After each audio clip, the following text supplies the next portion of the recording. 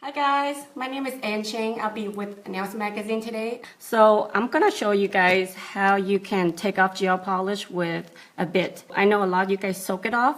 I find that the more you soak it off, I feel like you are weakening the natural nail plate. So today I'm gonna share with you how you take kind of like a medium carbide bit, or if you're really good with e-filing, then you could use a coarse, but most of you guys, I would recommend just medium to start with. Two bits that I highly recommend is the safety bit and the 3-in-1 bit to take off gel polish.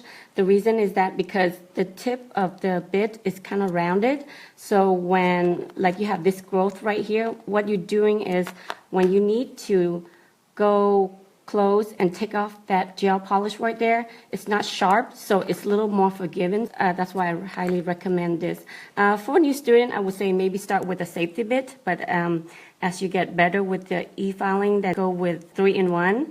And like I said, this one is 3-in-1 because it's kind of like a combo of this three into this one, because it's a small barrel and a large barrel because it's tapered, so you have like a size of a small barrel on top, but the tip's a little bit rounded. So I love this bit and I find it's really effective.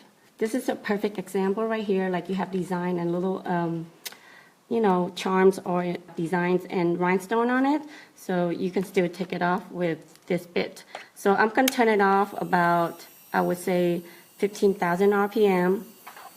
And what you should do is just with the bit, I'm using a 3-in-1 medium bit, so what I'm going to do is just taking it down, go this direction, and you just want to start lightly. When you first new at this, just go up and down like this.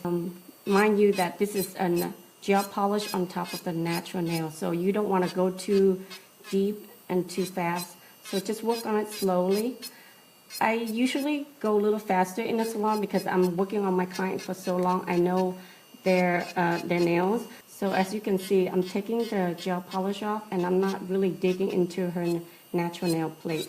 You don't have to go close to the cuticle area. What I'm doing right here, as you can see, I'm just taking that gel polish off. Try to get rid of it like about 80 or 90%. So that much is off. Then I'm gonna switch to I'm using Easy Off, which is a lot easier to put in the sanding band. It has a little spring inside, so to take it to pull the sanding band on and off is a lot easier. I'm using a medium right now, so what I'm going to do is put in my handpiece right here, and I'm just going to turn on about 8,000 RPM on my handpiece, on my e-file here, and then what I'm going to do is now I'm going to go in and clean the rest of it.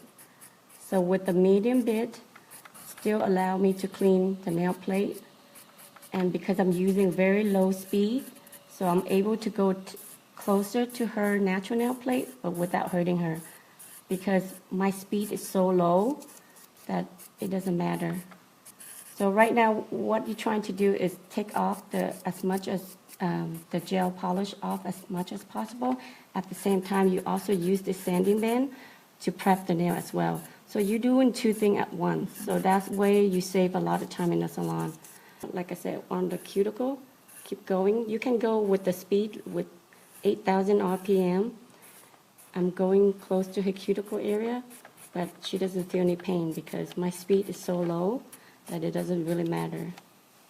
So now, once it's all set up, like that, you can shape and then dust it off and start your prepping your dehydrator and your primer. And then that nail is ready for your next step for either gel application or acrylic application.